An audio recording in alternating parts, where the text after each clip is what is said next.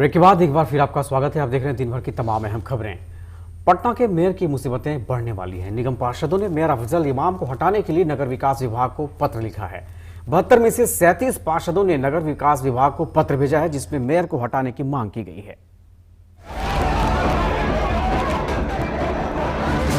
पटना नगर निगम के 37 पार्षद निगम के मेयर के खिलाफ खड़े हो गए हैं। 37 पार्षदों ने नगर विकास विभाग के मंत्री प्रेम कुमार को एक पत्र भी लिखा है, जिसमें उन्होंने मांग की है कि मेयर अफजल इमाम को हटाया जाए। दरअसल पिछले महीने हुए निगम की बैठक में जमकर हंगामा हुआ था और निगम के मेयर और पार्षदों के बीच बैठक में भिड़ंत भी हुई थी, जिसके बाद 24 पार्षदों ने मेयर पर जान से मारने की धमकी देने का मामला कोतवाली थाने में दर्ज कराया था। लेकिन पुलिस की तरफ से कोई कार्रवाई नहीं होता देख अब पार्षदों ने बिहार नगर पालिका अधिनियम 2007 की धारा 25(5) का प्रयोग करते हुए मेयर को हटाने के लिए नगर विकास विभाग को पत्र भेज दिया है।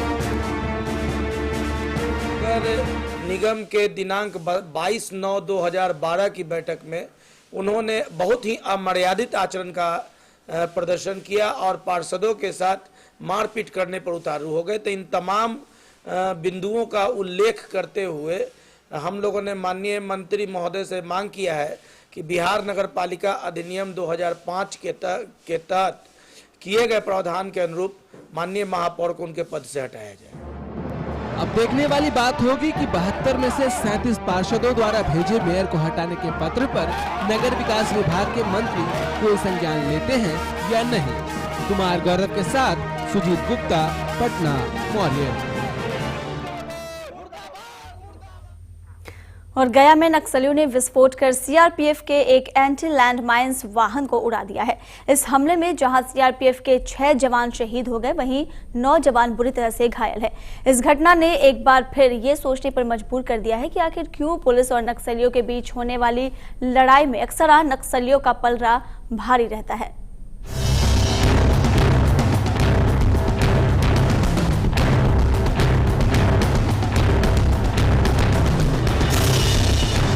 गया में नक्सली हमले में सीआरपीएफ के 6 जवान मारे गए।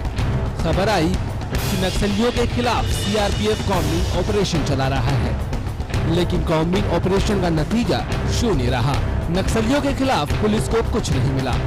खैर, ये तो नक्सलियों का सीआरपीएफ के खिलाफ छुपा वार था, लेकिन नक्सलियों के साथ जब भी पुलिस की मुठभेड़ होती है तो उस मुठभेड़ में अक्सर नक्सलियों का पलड़ा ही भारी होता है। कई बार मुठभेड़ में नक्सलियों के मारे जाने की खबरें भी आती हैं, लेकिन नक्सलियों के शव नहीं मिल पाते। कहा जाता है कि नक्सली अपने मृत साथियों के शव लेकर भाग जाते हैं, लेकिन हर मुठभेड़ के बाद नक्सली अपने साथियों का शव लेकर भागने में कैसे सफल हो जाते हैं, या फिर नक्सली कभी कभार ही मारे जाते हैं। बात इतनी ही नहीं है, अक्सर नक्सली लैंड माइंस विस्फोट करके या फिर हमला करके पुलिस के जवानों को मार गिराते हैं। पुलिस के संभलने से पहले ही उनके खिलाफ ऑपरेशन शुरू कर उन्हें खत्म कर देते हैं। लेकिन जब पुलिस नक्सलियों के खिलाफ छापेमारी करती है तो पुलिस के पहुंचने से पहले ही नक्सली भाग चुके होते हैं। अब सवाल ये है कि क्या नक्सलियों के मुकाबले पुलिस के पास साधन कम है, या फिर नक्सलियों के मुकाबले पुलिस का खुफिया तंत्र कमजोर है। बात चाहे जो भी हो, लेकिन एक बात तो तय है कि इस तरह बार बार पुलिस के जवानों के मारे जाने से जहां नक्सलियों का मनोबल ऊंचा हो रहा है, वहीं पुलिस जवानों का मनोबल लगातार गिरता जाएगा। ऐसे में जरूरत है कि अपनी कमियों पर विचार कर नए सिरे से रणनीति बनाई जाए, तभी हम नक्सलियों पर काबू पा सकेंगे। Bureau report Maurya.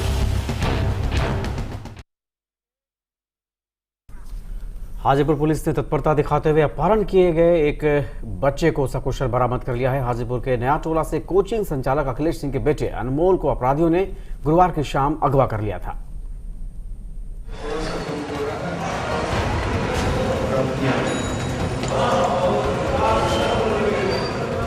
गोद में बैठे इस मासूम बच्चे का नाम अनमोल है।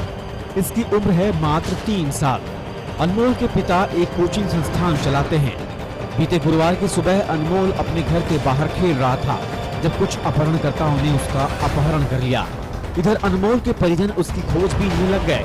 इस दौरान परिजनों को अपहरणकर्ताओं द्वारा छोड़ी गई एक पर्ची मिली जिस पर अनमोल के अपहरण की फिरौती के रूप में 50,000 रुपए की मांग की गई थी। इस पर्ची पर एक मोबाइल नंबर भी लिखा था।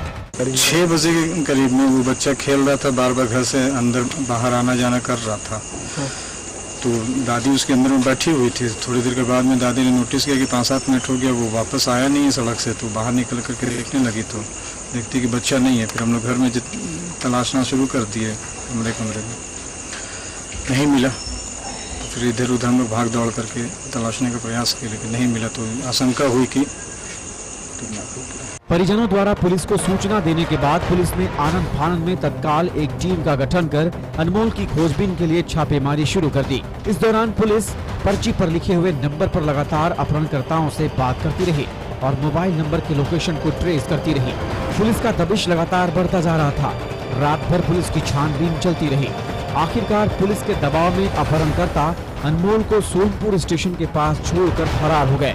पुलिस घटना की जांच पड़ताल में जुटी है। अन्य लोगों के साथ कई टीम बना करके और भिन्न भिन्न जगहों पर छापेमारी के लिए जब तैयार हो गए तो फिर दिए हुए नंबर पर हम लोग उस अपहरण करने वाले व्यक्ति से बातचीत किए। बातचीत में वो रामाशीष चौक के पास रेलवे ओवरब्रिज के नीचे, कभी वो पुरानी गंडक पुल के पास, तो कभी वो नखास चौक पर बुलाया। रात भर हम लोग के बताए अनुसार काज किए, छापेमारी किए। अनमोल की बरामदगी से उसके परिजनों ने राहत की सांस ली है। वहीं पुलिस की तत्परता ने ये साबित कर दिया है कि अगर पुलिस अपना कार्य ढंग से करे तो हर तरह के अपराध पर रोक लगाई जा सकती है। अनुप सुमन के साथ संदीप आनंद, हाजीपुर, मौर्य। वक्त है एक छोटे से ब्रेक का, जल्द लौटते हैं। आप बने रहिए मौर्य के साथ।